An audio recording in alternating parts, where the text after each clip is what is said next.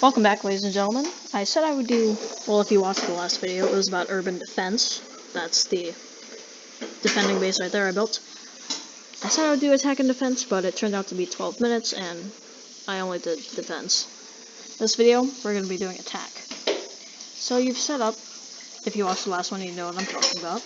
I do recommend you watch it first, because you'll get a lot of references to what I'm talking about. So if the base is structured like mine is, it will have a center point here, main defense, as well as a little chain of houses that can be easily accessed via bridges and defended. This makes it quite hard to attack, because as you walk down the street, snipers pop up, they blast you.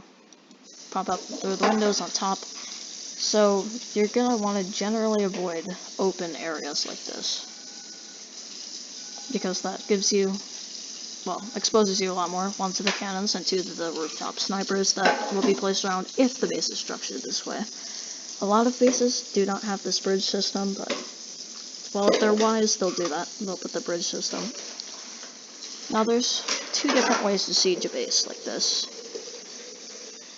I recommend using a bridge system, believe it or not. If you can't get over the walls, well, I mean, you're still going over the walls, but if you can't breach them, just go over them.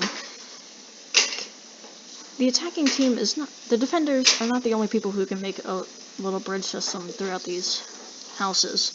If there's already an existing one, the goal will be to capture it, and if there is no bridge system, a good way to get through, or past, is by making your own. You could go through the whole siege process, right? Bombardments and everything. But bypassing is often a lot more efficient, because if it's set up like this, there will be overlooking houses. Make a simple bridge, capture the area, and you're in. Flag bearers. If there is a bridge system throughout the houses, your flag bearers are going to be at risk. They can't hide in the city, because the snipers can find them.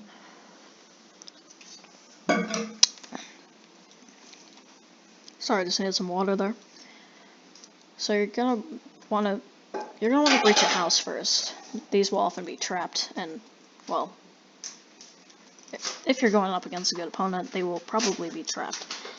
But it's hard to trap all the houses. Not all of them will be trapped, is what I'm trying to say here.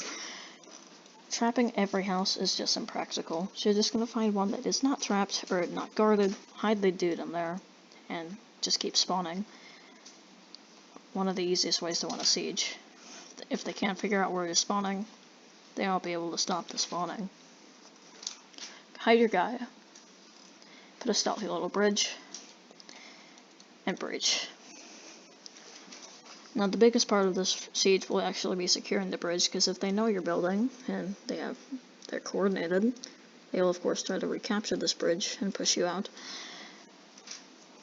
You're going to want to try and secure the bridge as best as possible, and the best way to do this is by just rushing them. Build as fast as possible, breach as fast as possible, so they don't have time to react. If there is no bridge, well, I kind of already demonstrated that, didn't I? This tactic can apply to a bridge system or no bridge system, doesn't really matter. This is a great way to breach. I suppose if you want other ways to breach, just leave a supply in the tactics suggestion. I will leave links to the Discord if you're interested in joining the Dummic Resistance, if you're not already in. I hope you enjoyed this video. It was pretty scatterbrained, but this was how to attack an urban position by, in Waterloo at home.